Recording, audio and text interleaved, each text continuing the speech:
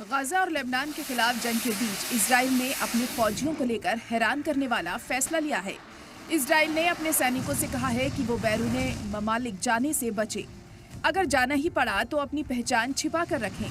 IDF यानी Israeli defence force ने Gaza में जंग लड़ चुके अपने 30 सैनिकों के लिए एडवाइजरी जारी की है, लेकिन उसने अपने सभी सैनिकों को इस एडवाइजरी पर अमल करने की सलाह दी है। आईडीएफ ने साइप्रस, स्लोवेनिया, नीदरलैंड जैसे ममालिक में रहने वाले 8 अफसरों को फौरन वतन लौटने की सख्त हिदायत दी है।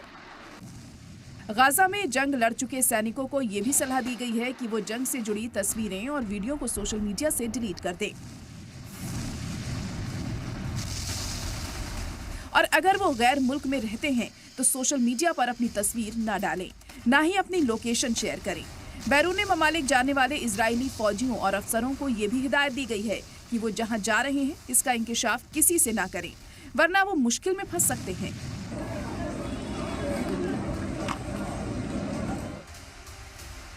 आप सोच रहे होंगे कि आखिर इजराइल ने इस तरह का फैसला क्यों लिया और क्यों वो बैरूने मुल्क जाने वाले फौजियों की पहचान छिपाने में जुटा है।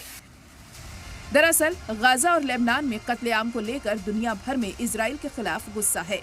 आम्स्टरडैम का वाकया याद होगा आपको, जब इजराइल के फुटबॉल फैंस पर फिलिस्तीन हामियों ने हमला कर दिया था। कत्लेआम को लेकर मगरबी ममालिक में फिलिस्तीनी हामी इजराइल के खिलाफ मुजाहिरा कर रहे हैं।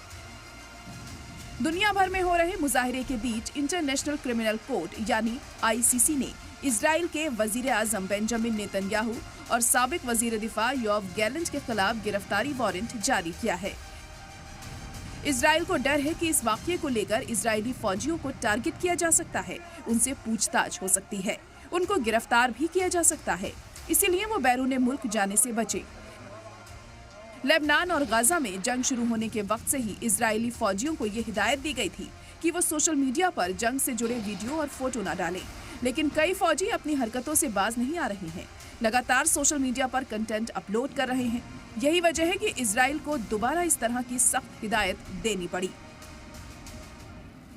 नेतन्याहू के खिलाफ गिरफ्तारी वारंट जारी होने के बाद इजराइल के लिए हालात और बिगड़ गए हैं। अपने खिलाफ गिरफ्तारी वारंट जारी होने के बाद नेतन्याहू ने आईसीसी की मजम्मत करते हुए कहा था कि ये यहूदियों के खिलाफ फैसला है, हमास से उनका मुकाबला नहीं किया जा सकता।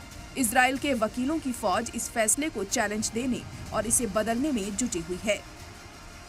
ब्यूरो रिपोर्ट, सलाम टीवी।